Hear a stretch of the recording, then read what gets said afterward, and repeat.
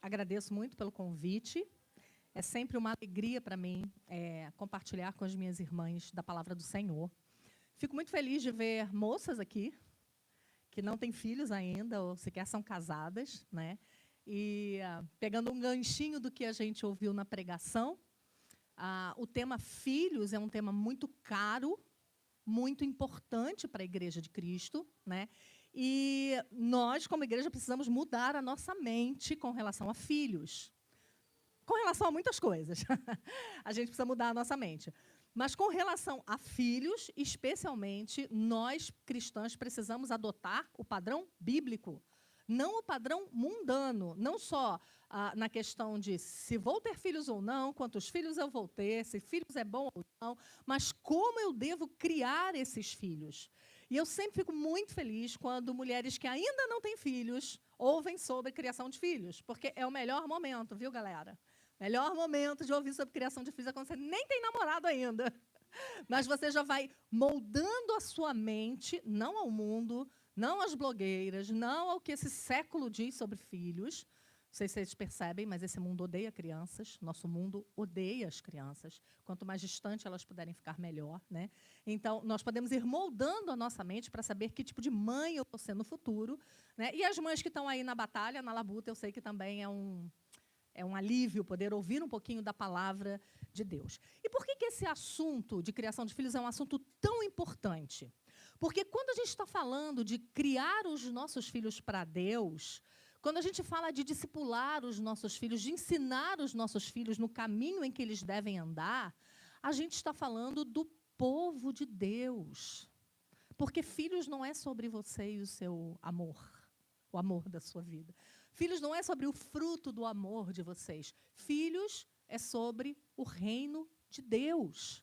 A continuação do reino de Deus nesse mundo. O legado que nós vamos deixar aqui quando nós partirmos. Né? Então, o que vai ficar após a minha estada nesse mundo? A casa que eu construí pode ficar por um tempo, mas vai ser destruído um dia, né? A carreira, aquilo que eu pensava, aquilo que eu achava, as minhas viagens, todas vão ficar por aqui. Só tem uma coisa que vai permanecer depois que eu não estiver mais aqui nesse mundo. É a tua geração. É a tua semente. Então, importa que essa geração e que essa semente continue trilhando os caminhos que você está trilhando hoje. Importa que os teus descendentes temam e amem e adorem ao Senhor da mesma forma que você teme, ama e adora ao teu Deus hoje. Essa é a ordem das Escrituras, né? Uma geração revelar à próxima geração os louvores do Senhor, o seu poder e as maravilhas que Ele fez, como nos ensina o Salmo 74. Então, nós como mães, como futuras esposas, como futuras mães, temos que ter isso em mente. A gente não está tendo filhos bonitinhos e fofinhos para tirar foto e postar no Instagram. A gente está tendo filhos pecadores, filhos difíceis, filhos desobedientes, com o objetivo de treiná-los a serem um exército, a fim de treiná-los para serem como flechas na mão do guerreiro, como diz o Salmo 127. E por que a flecha? Eu li esses dias um livro falando sobre isso. Como é interessante. Por que não é uma espada? Porque aí a ideia ali é luta, é batalha. Então você está criando filhos. Por que não uma espada? Porque a espada vai só até aqui. Até o alcance da minha mão. A flecha não. A flecha vai para lugares que você nem imagina. A flecha vai para distante de você. Então, a flecha, ela cumpre o alvo. E qual é o alvo da nossa vida? A glória de Deus. É viver para Deus. Né? É mostrar ao mundo quem Deus é. É por isso que nós vivemos poucos anos nessa terra. Vivemos aí 80 anos, quando muito, nessa terra. Para mostrar a glória de Deus. Mas não serve só você. Tem que ser você e a sua descendência. Eu lembro muito bem quando Ted Tripp fala no livro dele, Pastoreando o Coração da Criança, ele fala que um dia ele olhava os 5 filhos dele ali no canto, brincando, ainda crianças, e ele pensava, onde estará a minha 5ª geração? Eu estou vendo só essa geração aqui. Onde estará a 5ª geração? Será que todos eles ainda estarão no caminho do Senhor? Será que todos eles estarão temendo a Deus e fazendo diferença nesse mundo? E na mesma hora que ele pensou isso, ele pensou, bom, eu não tenho nada a fazer a respeito disso. Na quinta geração, provavelmente, eu nem estarei mais aqui.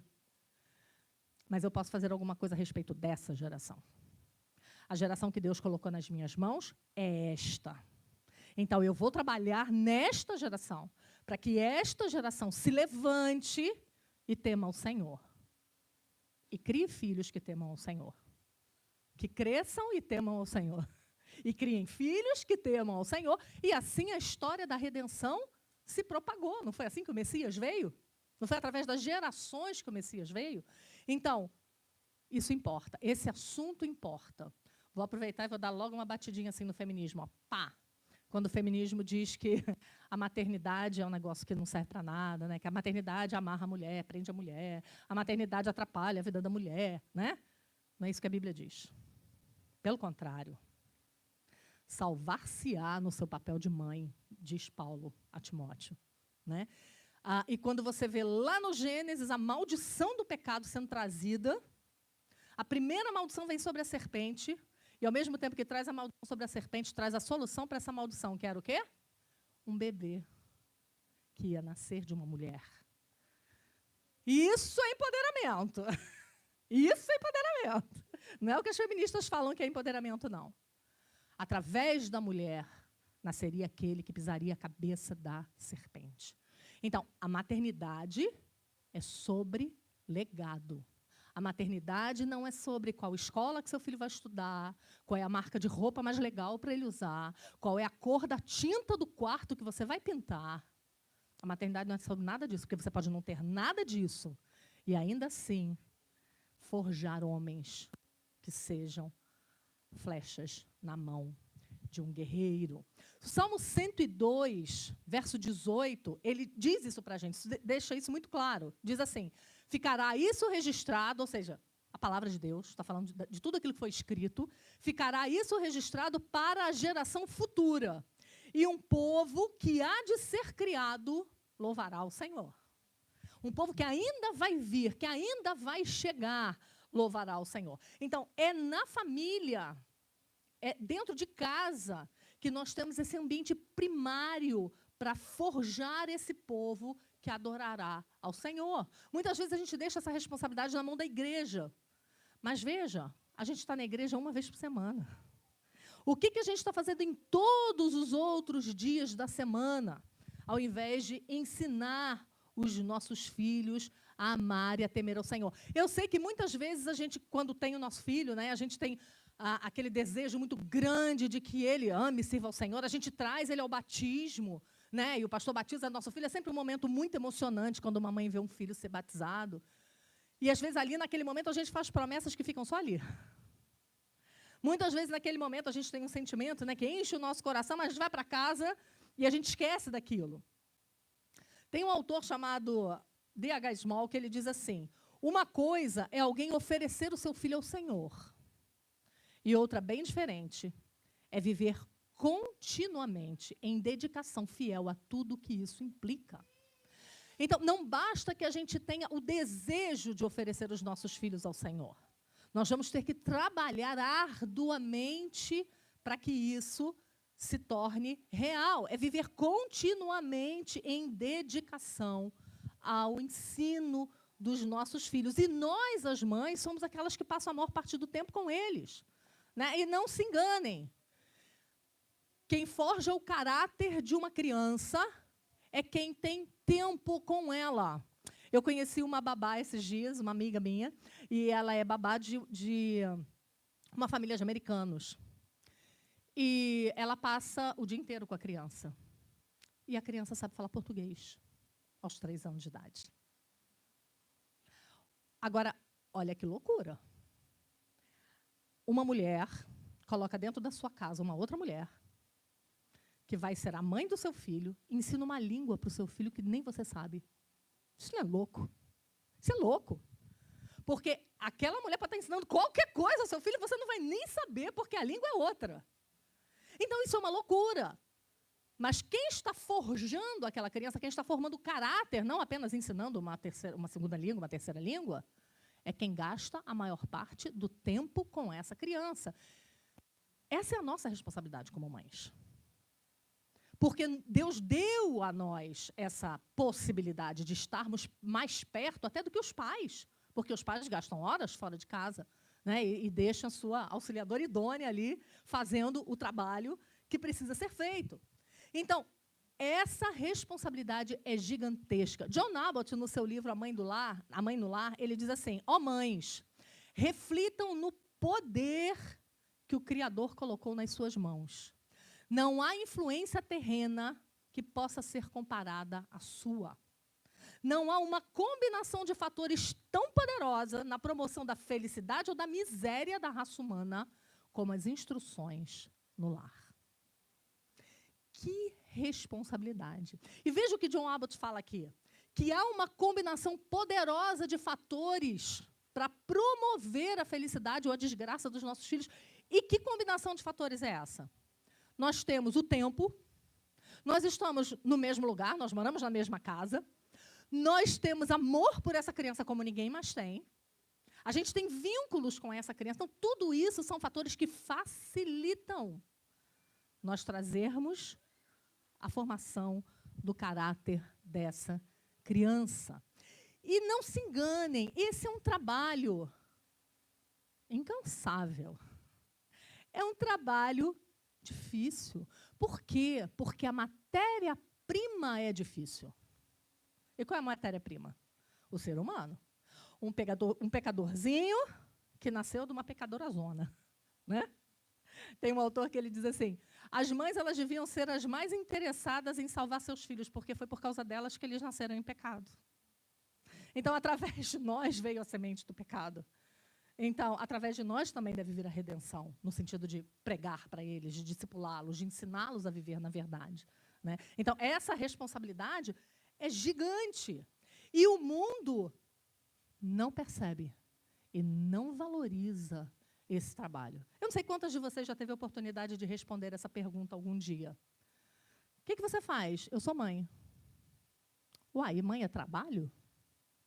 Uai, e não é? Não é, só não é remunerado. Mas não é trabalho? É um trabalho louco, é um trabalho gigante. Por quê? Por causa da matéria-prima. Nós estamos lidando com pecadores que nascem no pecado, como o Salmo 51, verso 5 nos ensina. E a responsabilidade é toda nossa de tirá-los do lugar que eles estão e trazê-los para o lugar da bênção, que é a obediência a Deus. Então, o trabalho de uma mãe, dizia Abraham Lincoln, né, atribuem essa fala a ele, que a mão que balança o berço governa o mundo. Por quê? Porque a formação do caráter de grandes homens, de grandes mulheres, estão dentro de casa. A gente luta por escolas melhores, a gente quer uma sociedade melhor, a gente quer um mundo melhor. Pare com esse negócio de palhaçada de quem é menina, que quer ser menino, quem é menino, que quer ser menina. A gente quer acabar com tudo isso. Você sabe onde a gente acaba com tudo isso? A gente quer acabar com o aborto, né? Assassinato de pequenos indefesos. Sabe onde a gente começa a lutar contra esse mundo cão? Dentro de casa. No culto doméstico com os nossos filhos, ensinando a palavra de Deus a eles, ensinando eles a obediência à palavra. É dentro de casa, é do pequeno para o grande, não é do grande para o pequeno. Não adianta a gente ir para a rua com cartazes, faixas. Não sou contra protestos, não. Mas não é isso que muda o mundo. Isso muda o mundo em situações muito pontuais.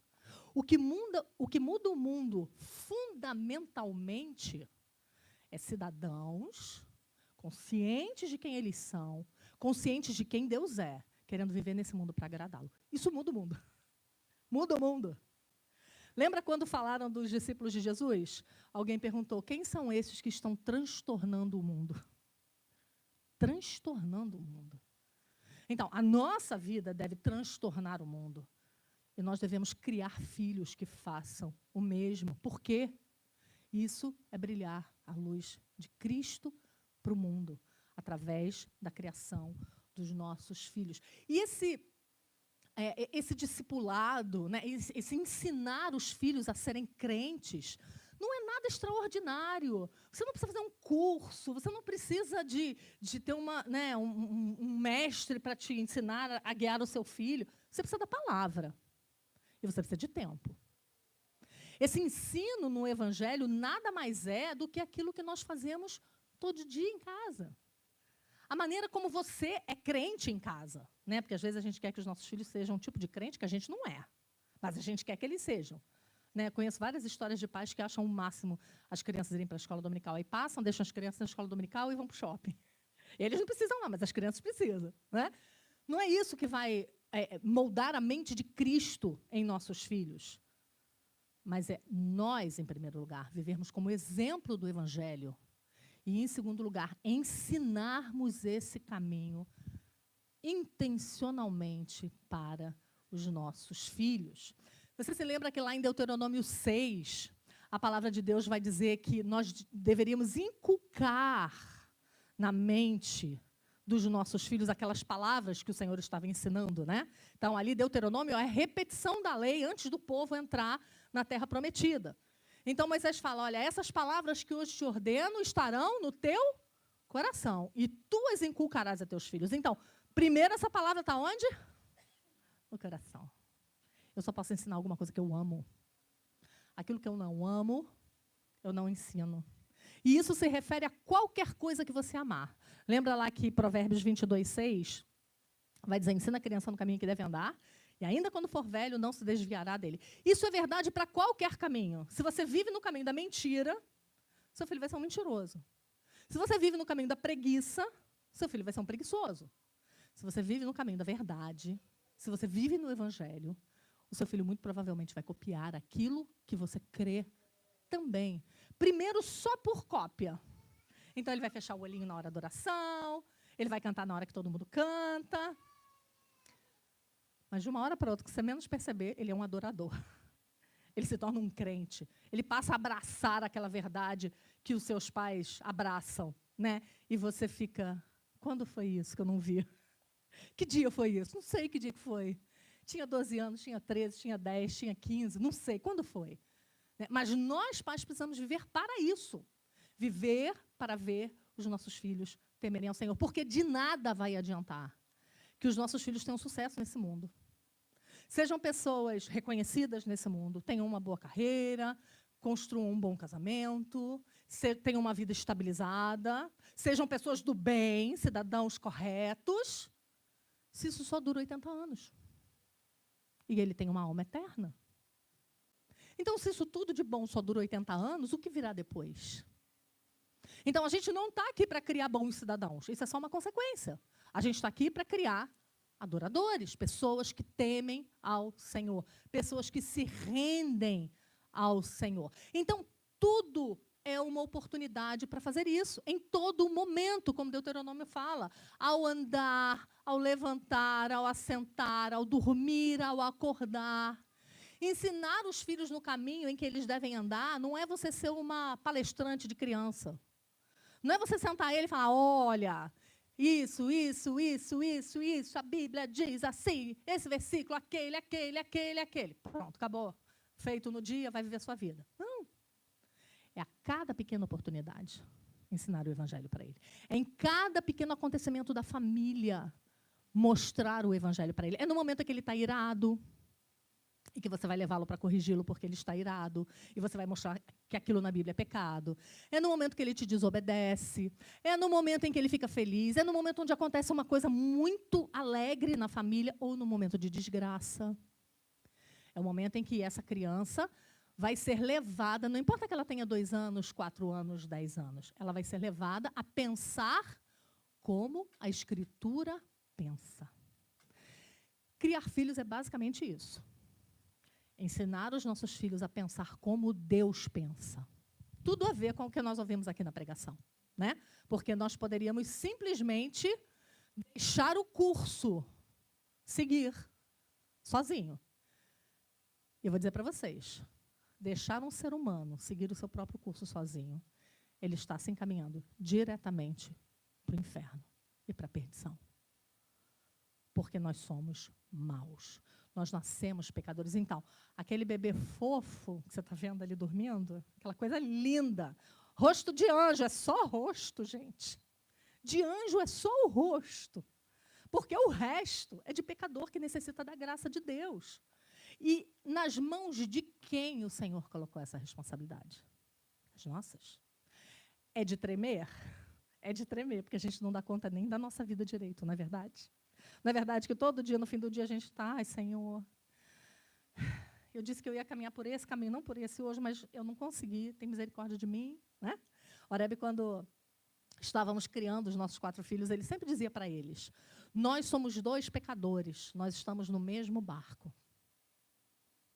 Nós estamos no mesmo barco. Eu estou tentando te ajudar a encontrar a praia, a encontrar a bonança, né? A chegar a Cristo. Mas eu também tenho as minhas lutas, né? E os meus pecados. Então, nós estamos ajudando isso na vida dos nossos filhos. E esse discipulado intencional, ele vai abranger várias áreas da vida dos nossos filhos. Eu quero falar um pouquinho sobre uma área que é importantíssima, que é a área da obediência a Deus.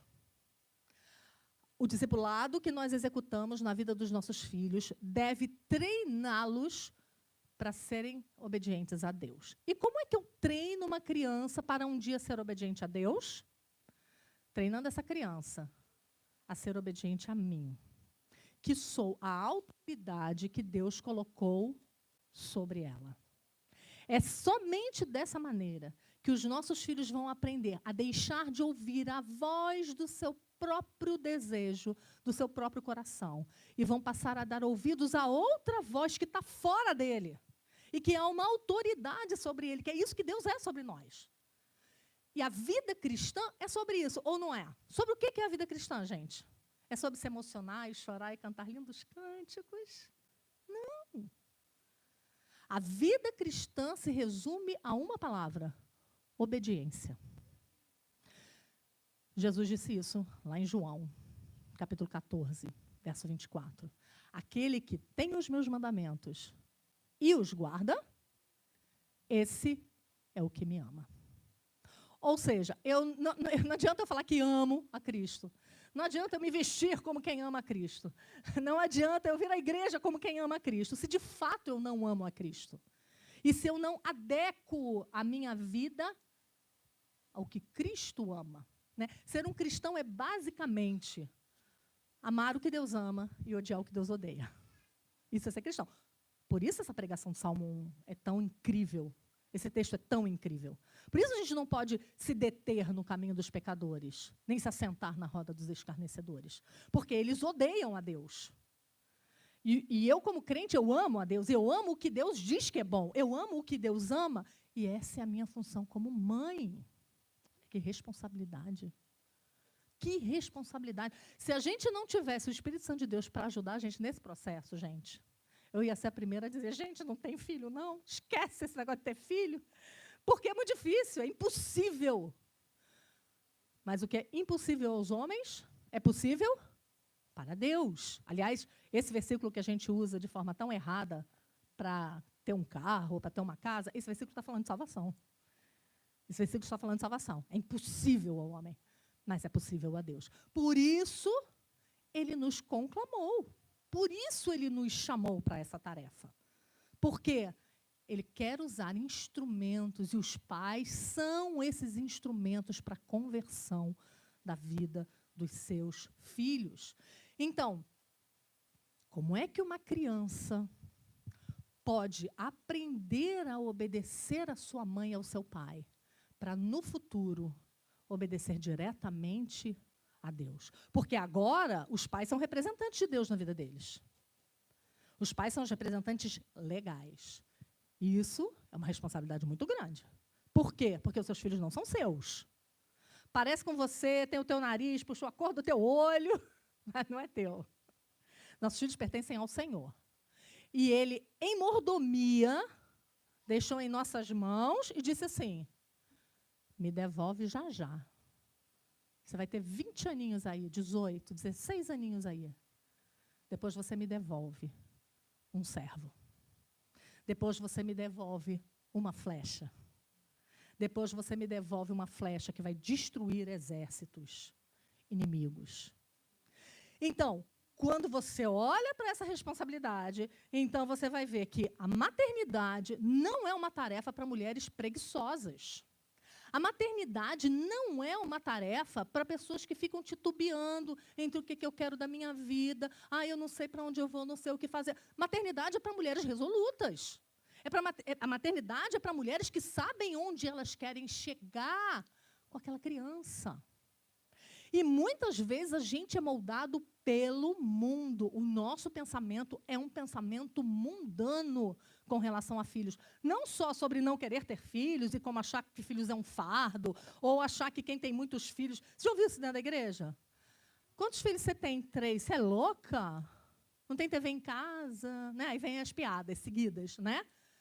E aí você devia responder só, já leu o Salmo 127, querida? Lê lá. Herança do Senhor são os filhos. É bênção, é presente, é galardão. Quem recusa galardão? Já pensou? Mulher, morreu uma tia tua que morava na França, deixou 10 castelos. Não, obrigada, dá muito trabalho. Não, eu quero minha herança, peraí, pode passar aqui para mim, meus castelos. Mas filhos é a única herança que o crente não quer. O crente não quer mais. Porque dá trabalho. Eu gosto muito do André Costa quando ele fala, filho dá trabalho, mas trabalhar também dá trabalho. Ir para a academia dá trabalho. Viajar dá trabalho. Já viu o trabalho que dá para viajar? Você trabalha antes, durante, depois, quando você chega da viagem, você está, preciso de férias. Tudo dá trabalho. Acontece que algumas coisas dão trabalho, depois morrem. Outras coisas dão trabalho e vivem eternamente. Filhos, por exemplo. Então, a gente tem se amoldado ao pensamento do mundo, mas não só nessa questão de ser egoísta e querer viver a vida só para si. A gente tem se amoldado também ao mundo na maneira como nós criamos os nossos filhos. Nós temos tomado a forma do mundo. E essa questão de autoridade é uma delas. Porque eu já ouvi vários crentes, não é um, nem 2, nem 3, vários crentes dizerem, a autoridade é algo ruim. A autoridade oprime. Eu falei, bom, então você não conhece o que é autoridade bíblica. Porque a autoridade bíblica ensina que um líder, que é aquele que está à frente, faz o quê pelos seus liderados? Morre. Foi isso que Cristo fez. O próprio Deus que veio ao mundo para servir, ao invés de ser servido. Então, a ideia de autoridade, de liderança é diferente na igreja e no mundo.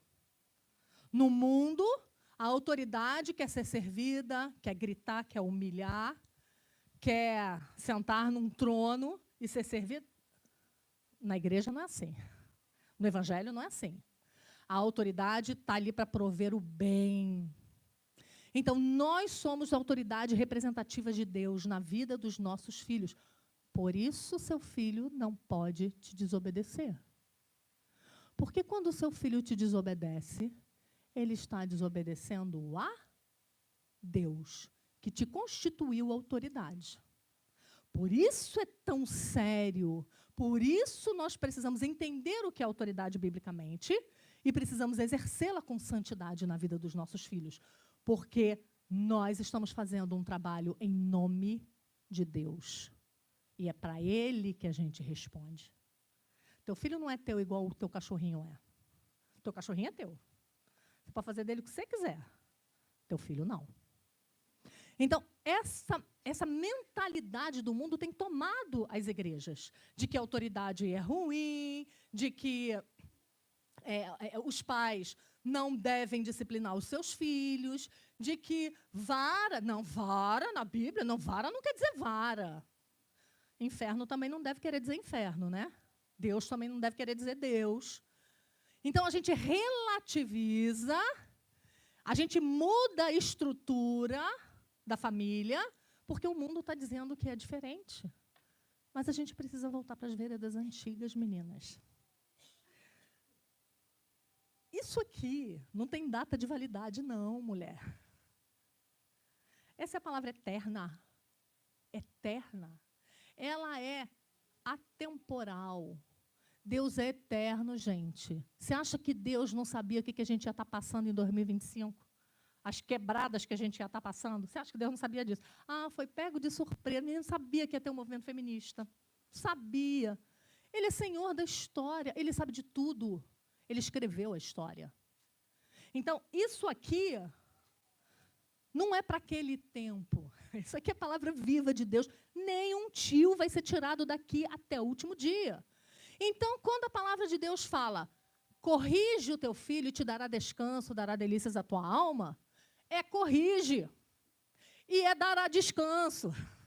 Quando a palavra de Deus diz, não retires da criança a disciplina, pois se a fustigares com a vara não morrerá, tu a fustigarás com a vara e livrarás a sua alma do inferno, é porque a vara, quando bem usada, quando usada no temor do Senhor, ela livra a criança das suas próprias vontades, dos seus próprios desejos, livrando-as assim do inferno.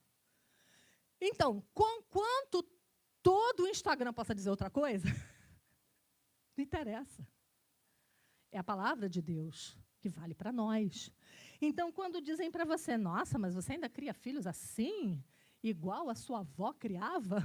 Bom, se a minha avó era uma cristã e temente ao Senhor, exatamente como a minha avó, que não tem novidade nenhuma.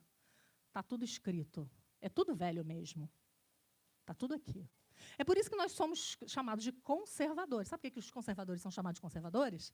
Porque eles provaram padrões e aprovaram aqueles padrões. Não, esse padrão é bom, esse padrão está durando muitos anos, então nós continuamos mantendo o padrão. Nós não somos revolucionários. Nós não olhamos para as gerações passadas e dizemos, nós somos muito mais inteligentes do que eles. Não somos. Nós estamos subindo no ombro de gigantes. Não somos. Então, quando chega uma blogueira para você, que é mãe de um bebê de 6 meses, mas quer te ensinar a criar seu filho, e aí ela diz assim, deixa seu filho fazer o que ele quiser. Não diga não para o seu filho, você vai frustrá-lo. Aí a Bíblia diz o quê? Filhos, obedecei a vossos pais no Senhor, pois isso é justo.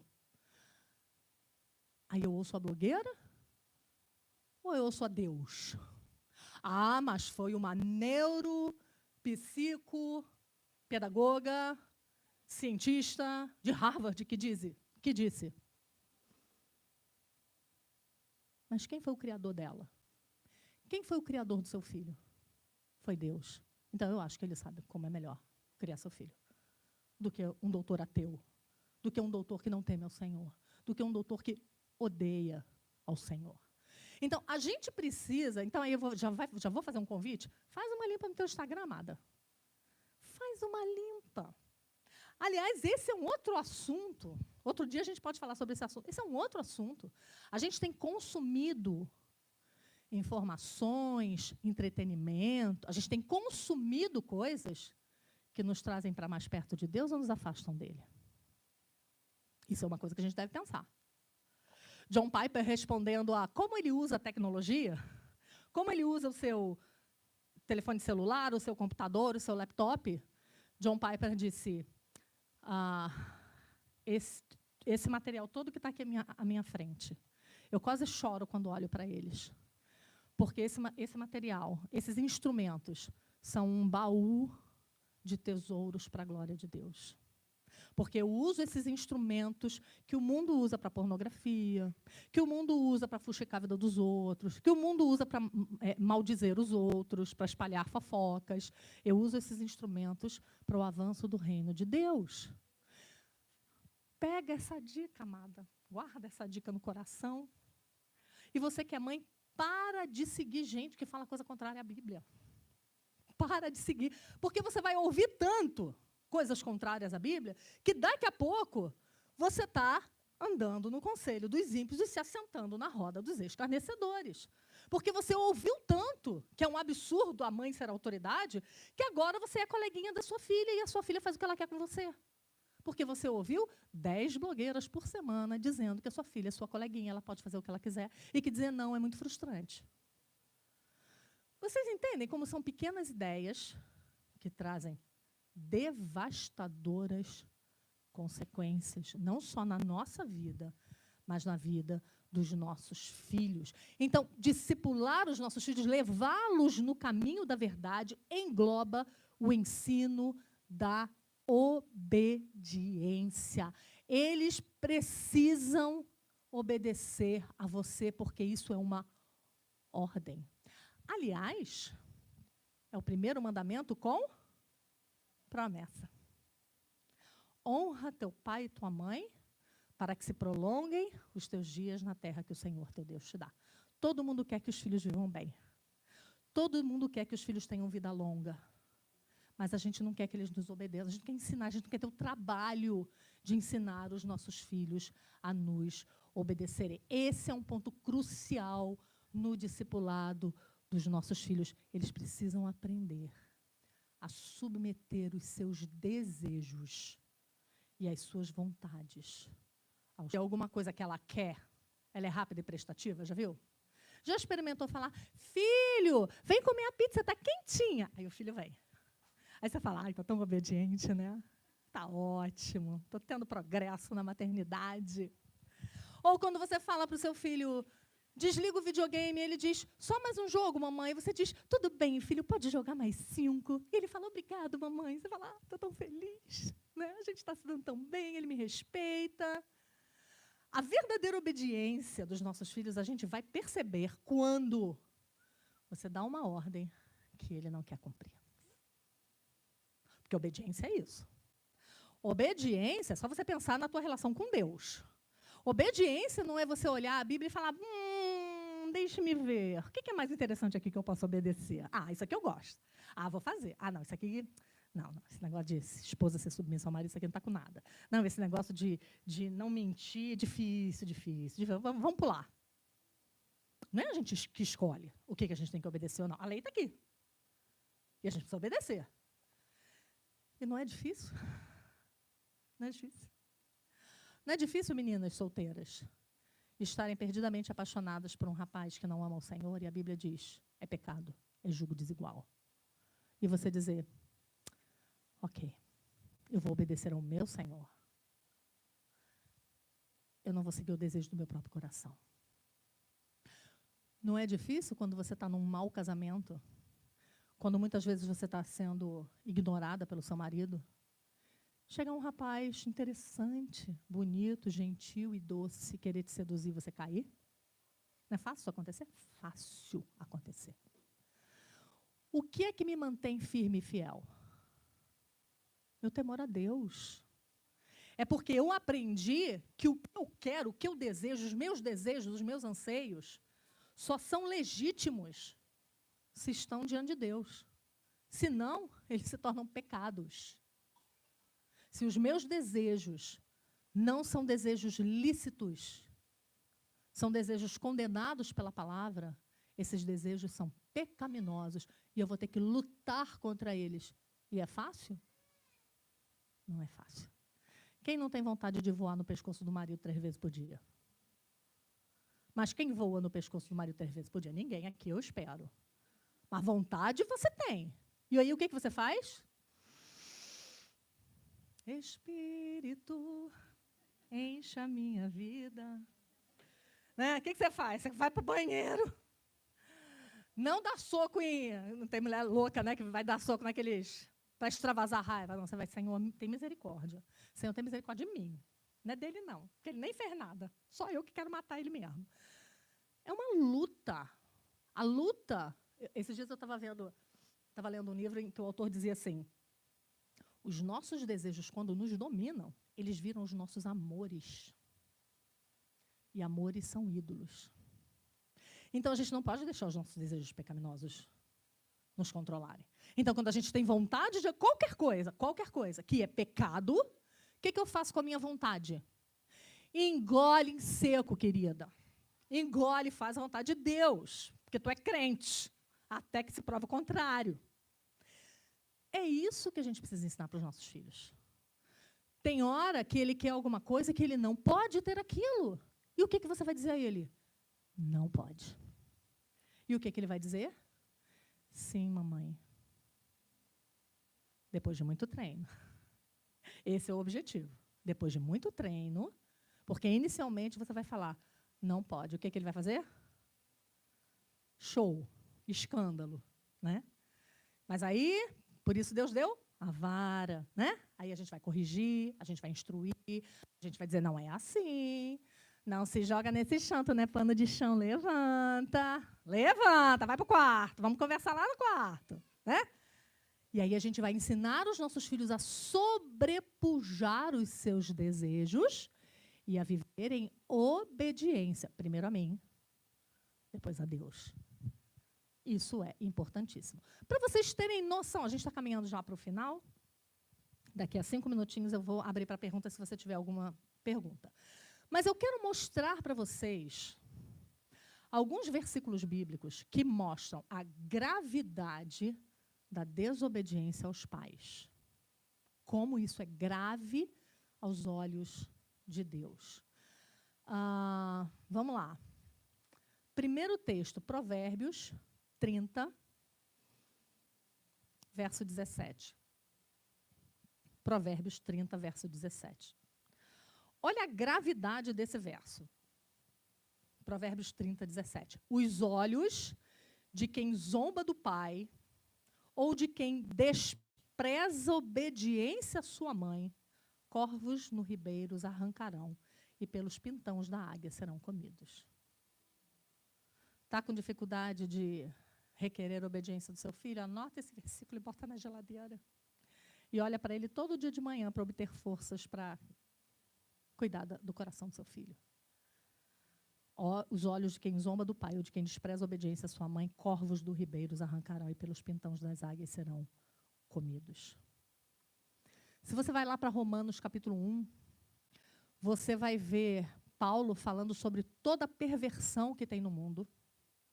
E você vai ver Paulo dizendo que tudo isso é porque Deus tirou a sua mão e os entregou às suas próprias concupiscências. E aí ele vai dizer assim, cheios de toda maldade, impureza, e ele vai citando vários pecados. E ele fala, homicídios, invejas, contendas, zombaria, desobediência aos pais.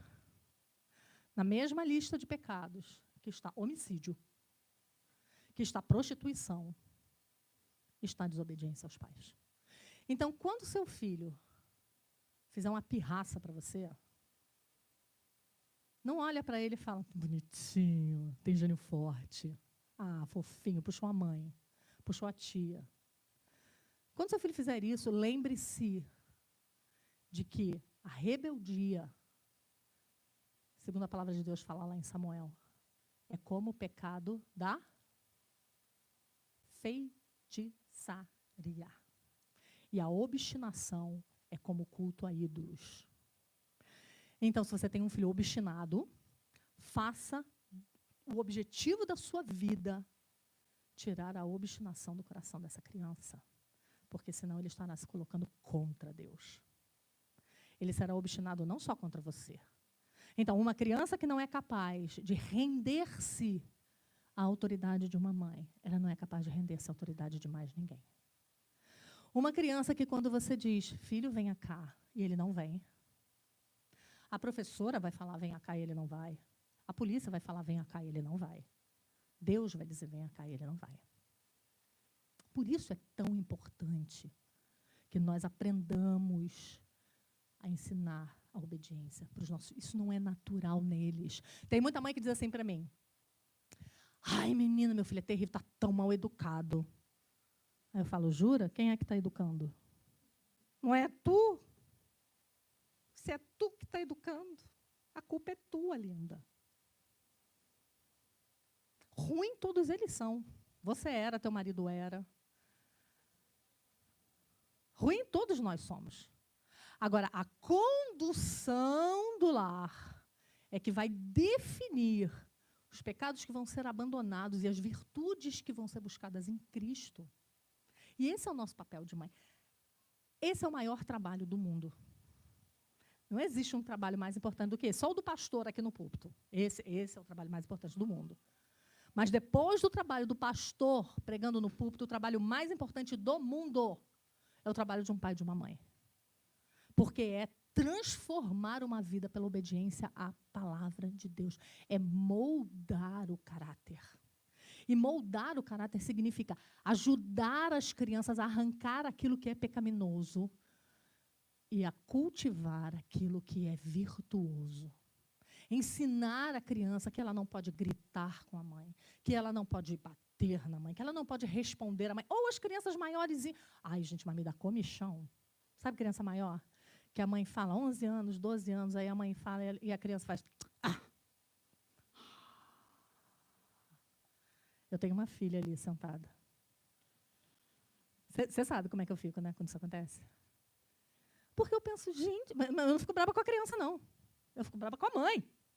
Como a mãe permite que a criança faça um negócio desse? Ou então, eu lembrei de uma vez que a gente foi numa médica, ela estava com enxaqueca.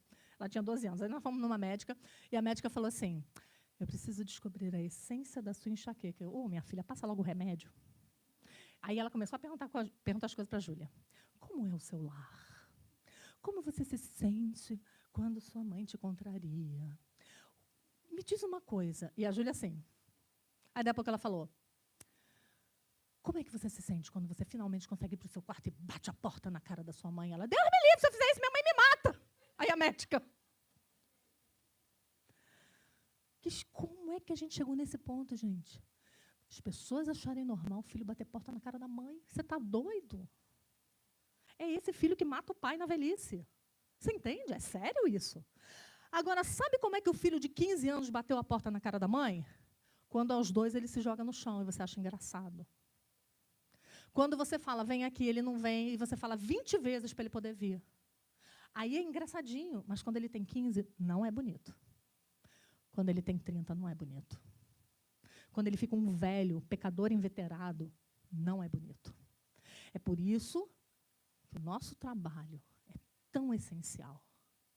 O nosso trabalho de moldar o caráter de uma criança é tão essencial.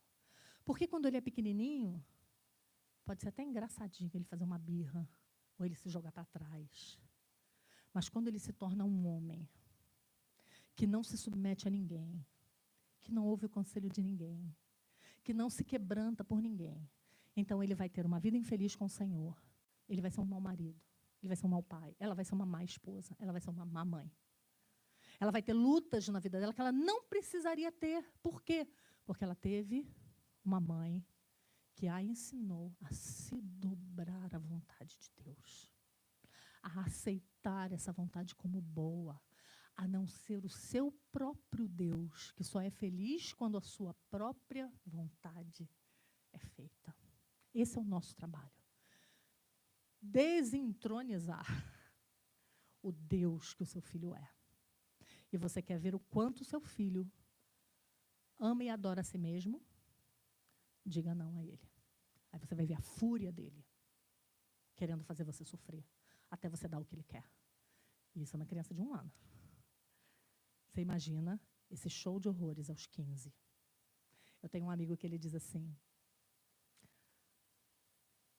criança é o seguinte, é uma bomba relógio, que você tem tempo para desmontar.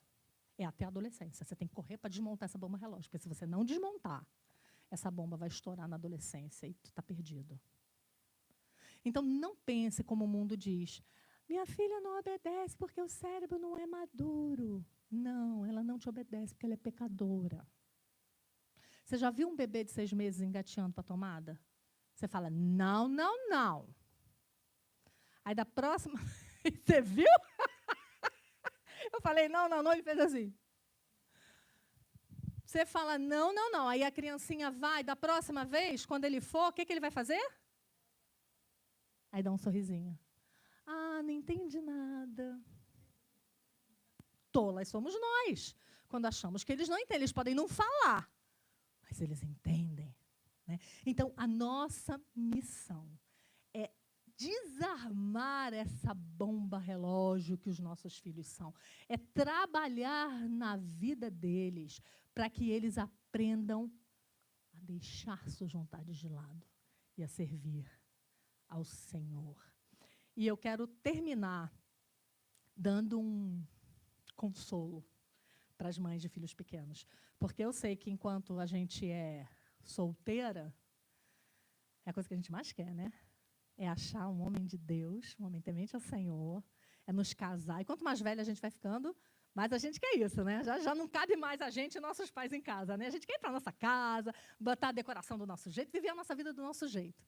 Eu sei que nesse momento, vocês, meninas solteiras, estão orando, pedindo ao Senhor, Senhor, me dá um marido, né? Que seja um líder para mim, que seja um homem de Deus na minha vida. Eu quero ter muitos filhos com eles, eu quero que a minha família glorifique ao Senhor. Enquanto você está nesse período, você só está no campo das especulações, você só está sonhando. Mas daqui a pouco, isso vai virar um campo de batalha real, que é quando você casa e tem filhos. E eu sei que as mães, não as que estão na imaginação, mas as que estão na prática, muitas vezes estão chorando. Eu recebo relatos assim, toda semana, vários. Do tipo, eu não aguento mais. Eu não sei mais o que eu faço. Esse menino não me obedece. Me ajuda, o que eu faço? É uma luta, é uma guerra, mas é uma boa guerra. E é para você, mãe, que está nessa guerra, é que eu quero ler as palavras de Charles Spurgeon. Esse dia eu conversei com uma menina que ela dizia para mim, eu não consigo mais ler um livro. Eu não consigo, porque eu sento para ler, o bebê chora. Aí eu acalmo o bebê, sento para ler de novo, o outro está batendo no um, depois é um que está batendo no outro. Eu não consigo, eu não dou conta, eu estou desesperada. E eu quero terminar essa palestra lembrando a você que está nessa situação, ainda criando filhos, ainda naquela batalha árdua, né, de todo dia. Você está fazendo o trabalho mais importante do mundo. O mundo não acha isso. Ninguém vai te dar uma placa de mãe do ano. Pelo contrário, vão debochar de você se você for uma mãe dedicada. Mas você está fazendo o trabalho mais importante do mundo. Charles Spurgeon, ele diz assim, você está servindo a Deus ao cuidar de seus filhos e ao educá-los no temor do Senhor. E cuidando da casa e fazendo do seu lar uma igreja para Deus, tanto quanto se você for convocado a liderar um exército para batalhar pelo Senhor dos exércitos. Você não é uma guerreira ninja. Você não está indo para um campo de batalha como no Antigo Testamento, mas você está numa batalha.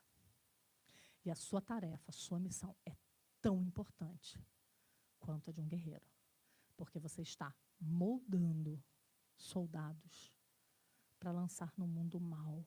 E essa é outra mentira que a gente tem ouvido muito, né? Ai, o mundo está tão mal. Por que ter filhos? Justamente porque o mundo está muito mal. Porque esse mundo precisa ser salgado e iluminado. E nós somos sal e luz nesse mundo. E estamos aqui para formar filhos que sejam sal e luz nesse mundo. Vamos orar? Eu vou orar com vocês e depois, se vocês tiverem perguntas, alguém com o microfone vai levar até vocês. Pai querido, obrigada, Senhor, porque a Tua palavra é a verdade e é a única verdade. Obrigada, Senhor Deus, porque nós vivemos por ela. Nos ensina como mães a não ouvir o que o mundo tem dito sobre criação de filhos, a ouvir o que o mundo tem dito sobre casamento, sobre sexo, sobre dinheiro, sobre nada. Mas especialmente sobre a criação dos nossos filhos. Traz nossos olhos e nossa mente cativos, Senhor Deus, à palavra. Ensina-nos, ó Deus, na Tua palavra, com bons livros, com bons pregadores, com boas palestras, a como o Senhor deseja que nós quebrantemos o espírito dos nossos filhos, o espírito rebelde dos nossos filhos. E, Senhor Deus, os ensinemos a terem espíritos mansos e compassivos, a terem espíritos, ó Deus, que ouçam a advertência e sigam pelo caminho da retidão, ó Deus. Pedimos por essa igreja, pelas mães dessa igreja, auxilia-as, ó Deus, nas suas lutas e nas suas batalhas. Senhor Deus, dá a elas vigor e força, Senhor Deus.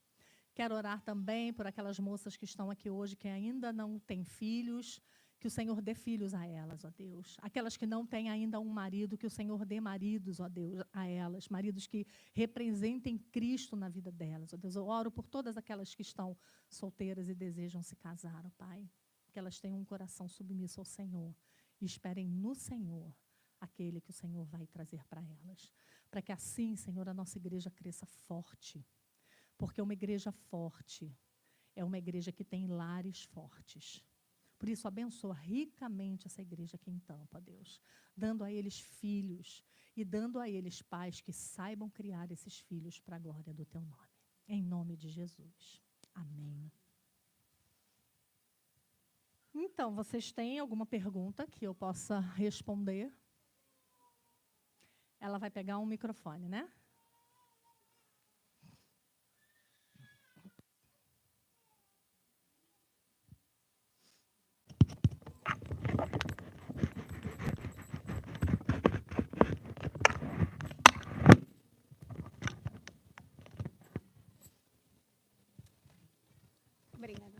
Obrigado.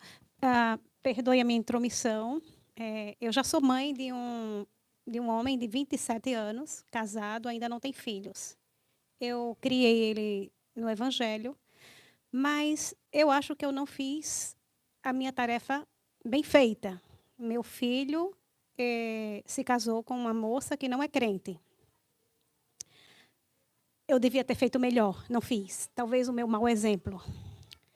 A minha pergunta é: eu já criei meu filho, ele é temente ao Senhor, mas casou com uma moça não crente. Como avó, qual pode ser a minha influência? Até onde eu posso ir com relação aos meus netos? Então, como vó, Eu sei que é uma tarefa de mães, de pais. É uma tarefa de mãe. Mas como avós, nós também temos um papel muito importante. E o papel importante das avós é reafirmar a fé dos pais. É reafirmar a fé dos pais. Então, tudo aquilo que os meus filhos impõem aos meus netos, e que é justo e que é bom, eu devo concordar. Tudo aquilo que eu vejo que está errado, eu devo chamar os pais e dizer, olha, longe das crianças, né?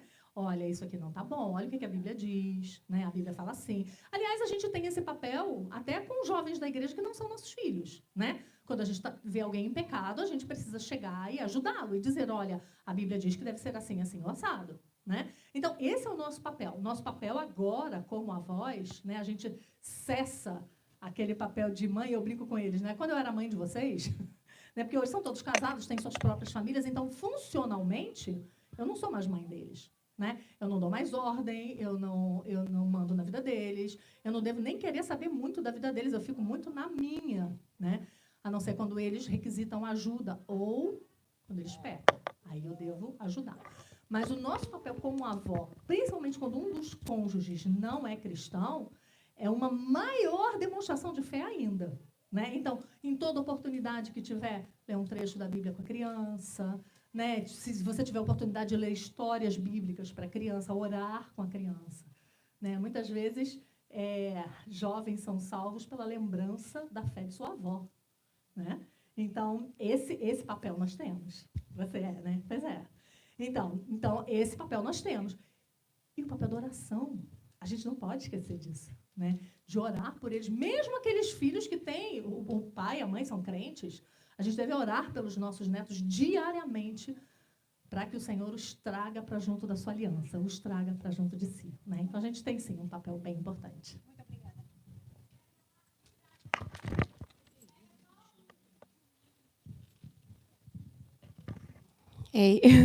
Eu não sei como formular direito a pergunta, mas qual a sua opinião sobre uma mulher, uma mãe, que ela precisa trabalhar fora e uma mãe, né? Não sei, assim, para poder ajudar em casa, né? Principalmente aqui, eu acho que aqui nos Estados Unidos é uma coisa que a grande maioria passa, né? E a gente também sabe, biblicamente, a importância do papel da mãe estar junto. E vem esse peso também que a sociedade joga. E melhor parar de falar. Vamos lá, gente. Existem situações específicas que tiram uma mulher de dentro de casa. Isso é fato. E a gente não pode ignorar esse fato. Então, existem mulheres que se casaram com maus homens, que as abandonaram. Existem mulheres que ficam viúvas. Existem mulheres que o marido, por um momento ou outro, perdeu o emprego, não está conseguindo trabalho. Né? Então, eu não acho que seja errado, eventualmente, uma mulher sair do seu posto de guardiã dos filhos, mas que ela corra rápido para resolver esse problema e voltar para casa. Eu acho que a gente, como sociedade, a gente se meteu numa encrenca muito grande. Porque ao invés de um sair e ficar um representante dos dois ali, saíram os dois, não ficou representante nenhum. E as crianças estão entregues, as babás, as escolas, as creches, que estão forjando o caráter deles. Então, se a gente está nessa situação hoje, a gente deve correr para sair dela. E como é que a gente corre para sair dela? Eu não vou nem falar da situação do imigrante. Eu sei que a situação do imigrante, eu estou com 3 filhos imigrando nesse ano, só nesse ano, e um que já imigrou. Então, eu sei exatamente do que vocês estão falando. Mas uma coisa vocês têm que ter em mente. A gente não pode subverter os papéis. Eu estive numa igreja esses dias de imigrante também. E a moça disse, eu vim transferida para cá pelo meu emprego. Então, a gente teve que inverter os papéis. Eu ia trabalhar e ele ficava cozinhando e cuidando das crianças. Aí eu falei para ela, então, vamos trabalhar para reverter essa situação, porque essa não é a situação perfeita. Não foi assim que Deus fez. Né? Então, tudo bem, você foi forçada a estar nessa situação agora, vamos lutar para sair dela. Por quê? Porque Deus designou um papel muito importante para nós. E se a gente abrir mão desse papel, você pode ter certeza que alguém vai tomar esse papel de discipulador do seu filho para si. Só que esse alguém não vai discipular o seu filho para amar e temer ao seu Deus. Vai discipular o seu filho para amar e temer o Deus dele, ou o Deus dela. Tá? Então, uma das coisas que a gente vai precisar aprender é a viver com menos. É a não ter o que todo mundo tem. É ao invés de levar 10 anos para comprar uma casa, levar 30 ou não comprar. Ao invés de andar com um carro novo, andar com um carro velho. E pensa comigo, isso é por um tempo, gente. A maternidade dura pouco. A maternidade dura pouquíssimo, rápido. Não é não? Eles crescem e batem asas. Lá está a Kelly assim, ó. A dela está lá, batendo asas no Brasil sozinha, né, Kelly? Já uma adulta. Não precisa mais da Kelly para nada. Você vê? A vida é assim. Os meus 4 já fizeram isso comigo. Não precisa de mim para nada. Se eu passar 10 semanas sem ligar, ninguém morre. Ninguém morre. A maternidade é rápida. Logo, logo, a gente vai poder fazer outras coisas, a não ser ficar 24 horas por dia cuidando de uma criança, trocando fralda. É rápido. Só que esses primeiros anos são fundamentais para quem eles serão. Então, na teoria, que é a ordem de Deus, nós é que precisamos criar os nossos filhos. Na prática, se isso não está acontecendo, nós precisamos lutar para reverter essa situação. Lutar.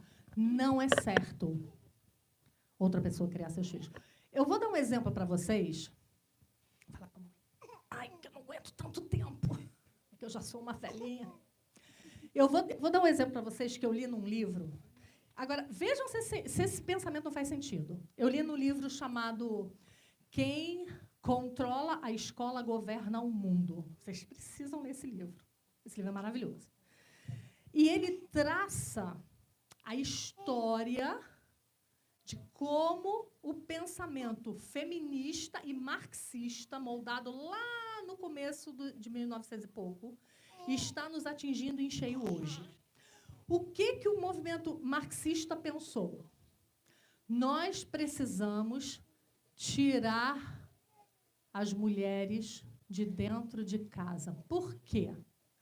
Porque quando as mulheres estão dentro de casa, ensinando as crianças, essas crianças se tornam irredutíveis. Irredutíveis como Daniel e seus amigos. Preferem entrar numa fornalha do que adorar outro Deus.